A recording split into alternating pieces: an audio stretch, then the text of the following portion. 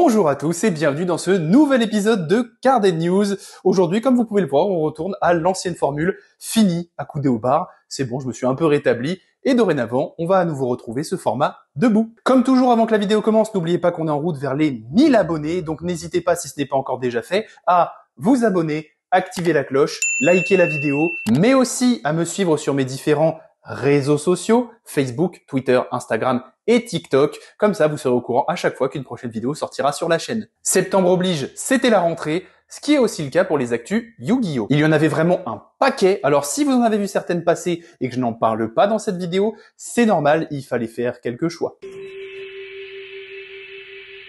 On va commencer par l'info majeure de ce mois de septembre. Bien entendu, on va parler de la banlist. Elle est effective depuis le 25 septembre et attention, pour une fois, je ne vais pas être très neutre et objectif. Donc on se retrouve avec une des banlists les plus légères que j'ai jamais vues. Eurizart Kashtira est définitivement hors jeu. Le Bestial Magnamut et Chaos Space deviennent des espèces en voie d'extinction en étant limitées à un seul exemplaire. Et enfin, Héros de la Lumière Écarlate et Salamangrande Gazelle reviennent en grande pompe en étant à 3 exemplaires. On a donc, selon moi, une banlist très pauvre. C'est claqué au sol. Je vais pas passer par 4 chemins. On voit clairement qu'il y a une envie de changement de méta avec le nerf des decks Kashtira et légèrement Dragon Link, même si ça va pas changer énormément de choses pour eux, honnêtement. Quant à la débanne de Gazelle, malheureusement, selon moi, ça ne fera pas du tout revenir le deck Salamangrande comme à son prime de 2019. Mais bon, l'avenir me donnera peut-être tort, je vous laisse débattre dans les commentaires.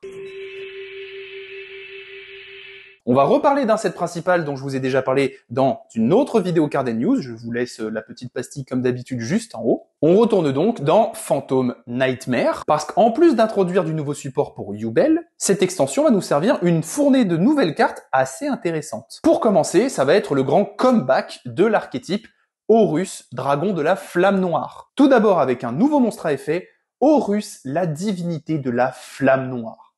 Ça claque. Il nous dit que tant qu'on contrôle un monstre russe et un sarcophage du roi, on va pouvoir le révéler de notre main, envoyer une autre carte de notre main au cimetière, puis envoyer une carte du terrain au cimetière. Donc ça ne cible pas, et ça fait un petit peu un mini Zeus dans les faits. En dehors de ça, si un sarcophage du roi ou un monstre russe quitte le terrain à cause d'un effet de carte de l'adversaire, on va pouvoir invoquer spécialement cette carte depuis notre main et envoyer tous les autres monstres sur le terrain au cimetière.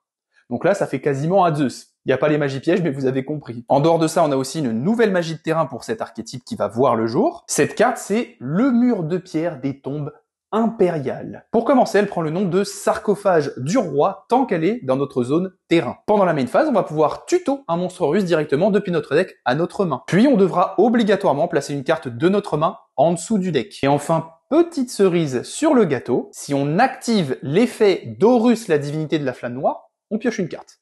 En bonus, ça fait du CA. Pour les connaisseurs de l'archétype, n'hésitez pas à me dire en commentaire si ces deux nouvelles cartes sont une dinguerie ou une escroquerie. On ne va pas quitter tout de suite le set Phantom Nightmare parce qu'un tout nouvel archétype a été annoncé, les Silent Force. Il y a un peu des vibes de pub pour une lessive multi-action. Je sais pas ce que vous en pensez. 7 nouvelles cartes ont été annoncées, et c'est le petit moment anecdote de cette vidéo news. Konami a de nouveau décidé de faire des remakes de vieilles cartes du jeu. Petit visuel à l'appui, de nombreux monstres rituels ont connu une refonte, dont Soravis, qui a d'ailleurs été reprint il n'y a pas si longtemps que ça dans les Incroyables Défenseurs. Leur transformation dans un style humanoïde est très classe en tout cas. Ils ont un sacré flow, et comme d'habitude, je vais vous faire mon petit top des meilleures cartes selon moi. Pour commencer, la carte la plus importante du deck, la One Card Combo, son petit nom c'est Novox, la disciple Silent Forcer. Premièrement, elle nous dit que s'il est invoqué normalement ou spécialement, on va pouvoir placer directement depuis notre deck face recto une magie ou un piège continu Silent Force. Deuxièmement, et là ça commence à devenir très intéressant, si on doit invoquer exactement un monstre rituel, guerrier lumière ou dragon lumière, avec un effet de carte qui nécessite d'utiliser des monstres bien sûr, on va pouvoir utiliser cette carte comme l'ensemble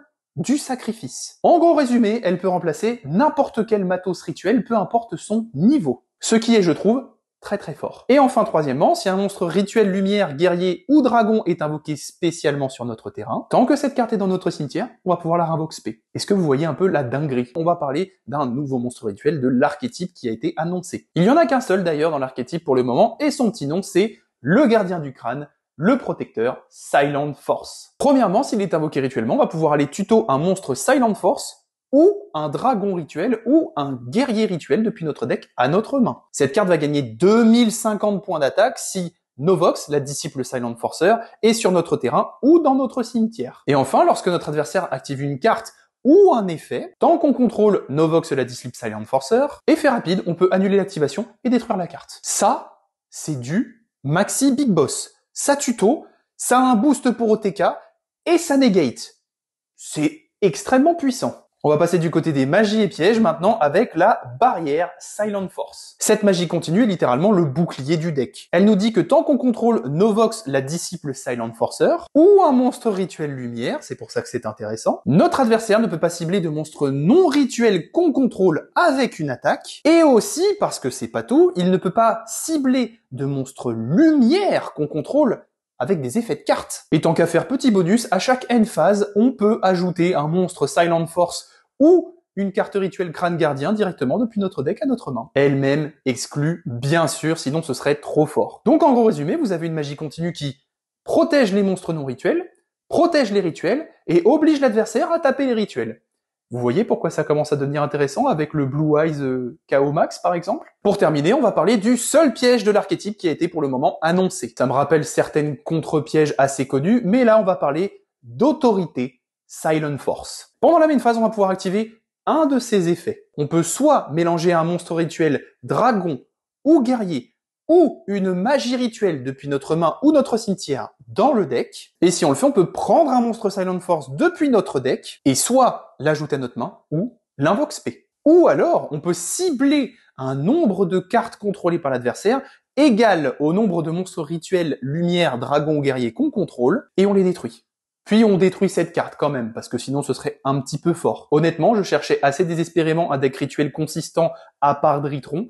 Là, je crois que je suis servi. Pour rappel, le set Phantom Nightmare sortira le 28 octobre prochain au Japon. Et si certains d'entre vous sont curieux, sachez que d'autres cartes de ce set ont déjà été spoilées. Vous pourrez comme d'habitude retrouver tous les liens dans la description. On va faire une petite pause dans tout ce qui est cartes et on va passer du côté goodies de la force. Parce que 3 nouvelles pop ont été annoncées. Et décidément, va falloir que je fasse un peu de place dans le décor, je pense. Encore une fois, ce sont les premières saisons de l'anime qui sont mises à l'honneur. Une nouvelle version de la Magicienne des Ténèbres et une double pop Jinzo, Magicien du Temps, ont été annoncées. La magicienne est présentée avec un petit socle sur lequel justement on peut voir le cercle magique sombre si vous avez l'œil. En bonus, il y a cette petite arche de cœur juste derrière elle en arrière-plan et franchement, je la trouve beaucoup plus colorée et stylée que la précédente. Du côté du crossover entre Jinzo et le Magicien du Temps, on remarquera le petit clin d'œil à l'épisode 59 de la saison 2 de Yu-Gi-Oh!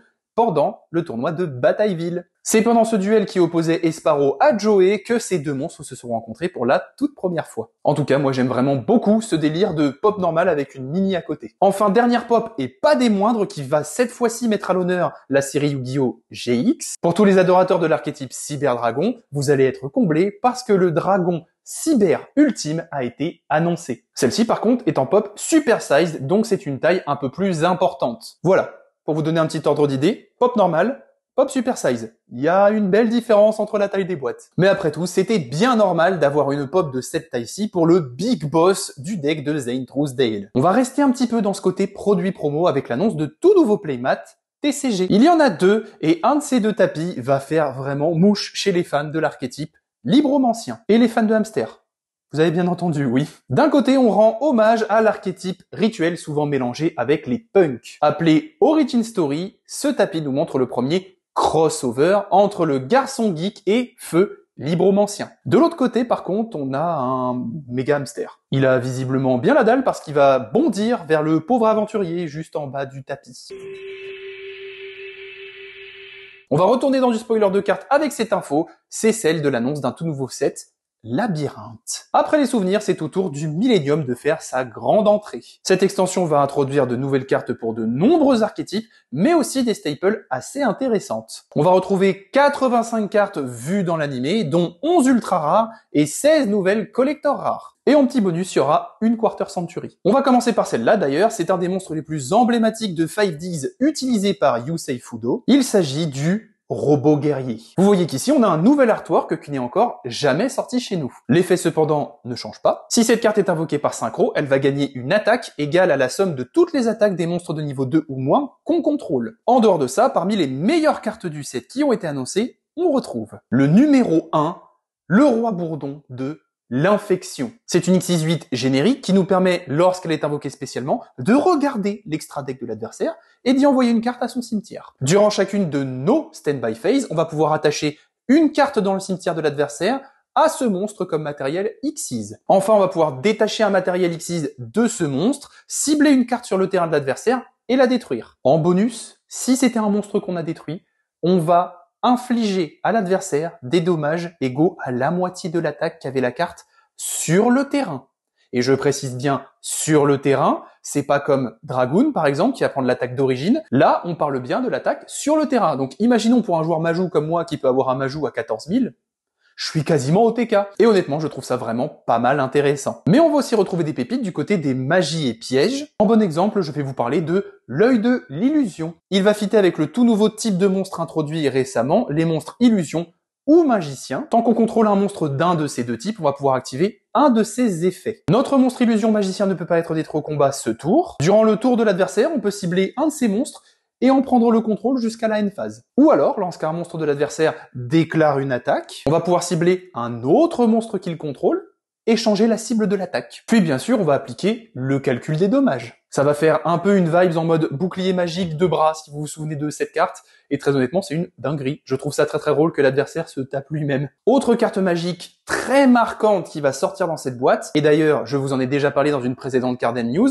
voici juste ici la petite pastille comme d'habitude. Cette carte, on ne savait tout simplement pas encore dans quelle extension elle sortirait, et bien maintenant on a la réponse, c'est tout simplement Bonefire. Pour rappel, c'est une magie normale qui est une super tuto pour tous les monstres pyro. Je vais vous faire un petit résumé de l'effet, très court, très simple. Ajouter un monstre pyro de niveau 4 ou moins depuis notre deck à notre main. Et enfin, dernière petite pépite qui va venir renforcer ce que j'ai call comme la future méta, c'est tout simplement un nouveau piège pour l'archétype Esprit de la Terre immortel. Libération des esprits de la Terre immortelle nous dit que si un monstre du niveau 6 ou plus est invoqué normalement ou spécialement, on va pouvoir sacrifier un esprit de la Terre de niveau 10 qu'on contrôle, détruire autant de monstres contrôlés par l'adversaire que possible, et si on le fait, on va infliger au point de vie de l'adversaire des dommages égaux à l'attaque que ces monstres avaient sur le terrain. Ça peut clairement OTK cette carte. Bien sûr, ce n'est seulement que 5 cartes sur les 12 annoncées pour ce nouveau set, mais comme d'habitude, je vous laisse découvrir le reste grâce au lien dans la description. En tout cas, si ce set vous intéresse, sachez que la display sera disponible chez nous le 18 janvier 2024, histoire de bien commencer l'année. On va clôturer cette vidéo en beauté avec l'annonce d'un produit de collection d'exception. Il est sorti le 16 septembre au Japon, c'est l'OCG Pot Collection. À tous les amoureux de ces cartes emblématiques de pioche, sachez que cet item va vous proposer 13 figurines à l'effigie de toutes les versions du pot de cupidité, mais aussi les 13 cartes pot, justement, en ultra parallèle rare. Avec en bonus un pot de cupidité en Starlight, enfin ce qui y ressemble en tout cas. Je vous mets quelques petites photos spoilers par-ci par-là, mais je vais clairement essayer de choper un de ces items pour l'ouvrir sur la chaîne. On va se faire un petit kiff. Ça a l'air franchement insane. En tout cas, dites-moi si l'idée de cette petite OCG Pot Collection vous hype. Et ça y est, c'est déjà la fin de cette vidéo news. Ce mois-ci a été plutôt chargé. J'ai donc dû, comme je vous le disais en début de vidéo, faire des choix parce que sinon, je pense qu'on aurait fait une demi-heure de Card News ce mois-ci. Je vous avoue que mon info préférée de cette vidéo, c'est l'annonce du prochain set Labyrinthe. Ça va être une dinguerie. J'ai malheureusement retroqué ma display Labyrinthe des souvenirs parce que je pensais pas qu'ils allaient continuer des sets comme ça. Étant grand fan de scellés qui suivent des collections comme les duellistes légendaires ou les batailles de légende, je vais être obligé de la racheter. L'info qui me donne le plus hâte, c'est l'arrivée du nouvel archétype rituel Silent Force. Très honnêtement, ça fait longtemps que je vais me build un deck rituel. J'ai vraiment juste hâte d'avoir les cartes entre les mains, voir les petites dingueries que ça peut faire. Et enfin, l'info la plus étonnante, pour moi, c'est cette banlist qui, décidément, je trouve, est très particulière. Encore une fois, débattez dans les commentaires, est-ce qu'elle est bien ou est-ce qu'elle est nulle? Dites-moi tout ça, votre avis m'intéresse. Sur ce, je vous dis à très bientôt dans une prochaine vidéo. C'était Slifer.